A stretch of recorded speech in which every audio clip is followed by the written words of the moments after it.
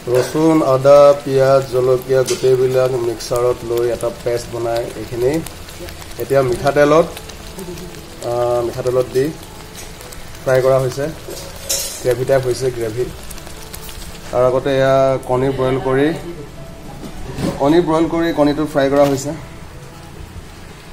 এতিয়া এটা এটাকৈ কণী ইয়াত দিম 1 2 গোটেইবোৰ দিব লাগিব লাহেকৈ 3 4 5 and 6 হয় এখানে হেৰি কৰিব লাগিব নেকি লৰাই দিব লাগিব নেকি ওকে ওকে অলপ দিয়া পটাৰ আগতে অলপ শিকি লোৱাটো ভাল এতিয়া শিকি আছে অলপ এনেকৈ খাব কণী